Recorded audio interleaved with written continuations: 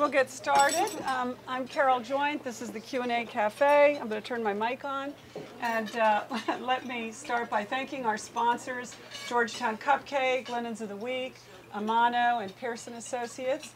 And then welcoming George Stephanopoulos. Thank George, you. It's great good to be see here. You here. Without making this too salacious, I think I need to point out, since George and I lived near each other, this is a rare occasion when we're fully clothed. Fully clothed. But it's not like that. We're usually walking dogs or chasing dogs or children or something like that. But I have seen George with a 2 or 3 day growth, and I don't even want to say how he's seen me. But welcome in what has got to be the craziest week of the campaign so far. Is that easily of any campaign in a long time? In your long time. Well, I wanted to say that I think I can go out on a limb here with that you're probably the only person in the room who has worked in a presidential campaign, a successful presidential campaign, worked in the White House, and also hosts a Sunday show, and to give us some perspective on what's happening, because I personally feel information overload. You're not the only one. I think the whole world is dealing with that right now. This seems to have come up in a way out of nowhere. Obviously, this economic crisis has been building for an awful long time, but it still was a shock. I guess it was what, last Thursday now? 11 days 11 or so, not much more. Depends on when Paulson and Bernanke basically said, our financial system is collapsing. And if you look over the last year, I mean, Wall Street is completely transformed. The economic system as we know it, financial system as we know it, has completely transformed. We don't know where it's going to end.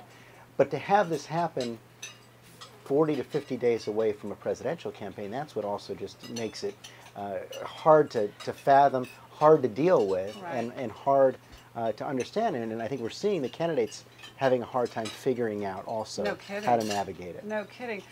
What's it like in your shop? This is this is a Thursday, so this is pretty deep into the cycle of your week. And this is an especially, I guess, good week to ask the question, because you were supposed to. I am being very zen right now. Pass it around. Yeah, I've had for several weeks booked in Columbus, Ohio, 300 people in a town meeting coming to ask John McCain questions. Sunday morning. But if his campaign is suspended, he's obviously not going to be there. Well, he wasn't suspended for Bill Clinton.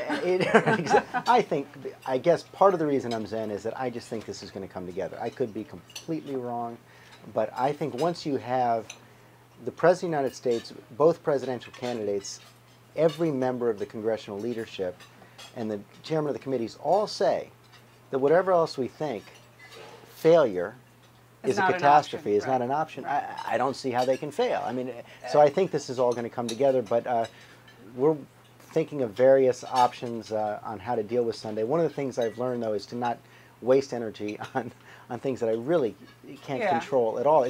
Something is going to happen in the next 12 hours that will change it, and then we'll put a show together. This was back in the prehistoric era, but I was on this week for a year when Brinkley was there, and what I always remembered is we usually had about 3 different shows going. Do you still do that? Do you have?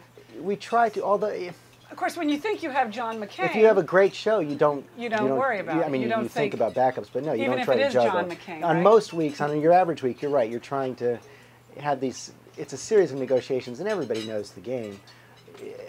You'll put out availability calls that aren't a firm offer, because and the potential guests, when they start to feel like, oh, maybe people really do want me this week, they'll start to say, well, you're going to make a firm offer or not, and then you've got to sort of play Tell me poker. About it. I was in that seat. This week I learned the art of how to reject. How to reject and keep the relationship going, because that's really what you have far more people you have to reject than you ever. Well, right, and I've had to learn. Basically, when I personally call someone, that's it.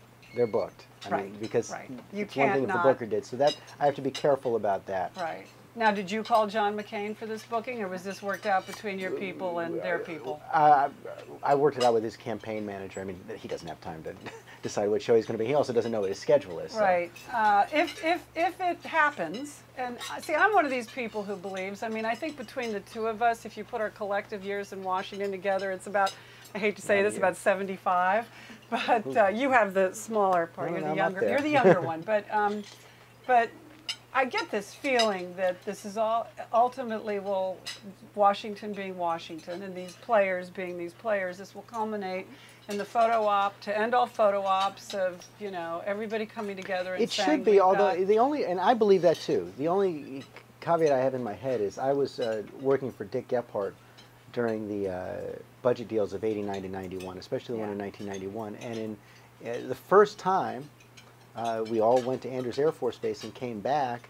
All the leaders were for it. The president was for it. There wasn't a presidential campaign going on at the time. That's a little bit different. The stakes are... But all the leaders were for it, and the rank and file, both left and right, but the Republican rank and file at that time was led by Newt Gingrich, just rejected it. And it actually did go down before it survived. The difference this time is, I mean, we've never seen a situation where money market funds are not at $1. Well, do you believe that without this agreement that the economy would collapse? The financial system would collapse, right. which should eventually cause the economy. I mean, you saw the litany of horribles the president laid out last night. He couldn't have been more scary or more explicit. He said everything from housing prices to credit freezing up to foreclosures increasing to jobs being lost to a long and painful recession. It's probably true, although it's hard to know exactly. One thing we know for sure, I would guarantee you, what you've had for the last 4 or 5 days is the market just completely treading water. 28, 30 points either way. If this thing collapses, I think you could see 1,000 points. Well, interesting. A president who has basically been off the stage for this campaign, going back to the primaries, makes his big appearance, and look what it is. Possibly, do you think it'll rank in the end as one of the most important speeches, if not the most important speech of his presidency, certainly the second term? Yeah, there's not a lot of competition in the second term, but yeah, no, but in the first term, it's harder on the first term. Because you have 9/11. And it's just so, I don't know, important. It was just essential. I mean, But the problem word, was, when you it was one thing to watch him, don't you think? But then to read the words later, scary. Yeah, it was very frightening. And then you look at the words and you wonder, well, why did it take him so long to come out and say this? And the answer to that is that he's got a real problem. It's kind of an existential problem. He's been at 30% for the whole second term. Everything's except the first month. So the president coming out and saying these things, he's not necessarily going to be trusted, not necessarily going to be supported. It's not necessarily going to help on the Hill. On the other hand, if the president doesn't do it, then no one on Capitol Hill has the cover they need to go and vote for it. So they're kind of damned if they do and damned if they don't. I believe it was on your show that George Will first called Paulson President Paulson. And you can't very well send him out, right? I mean, that's not an option for the president. You're gonna have to. I have to keep my phone on today, yes, so I'm just well, gonna. If it's breaking news, you share it. And it is actually. If it's the dog ran away.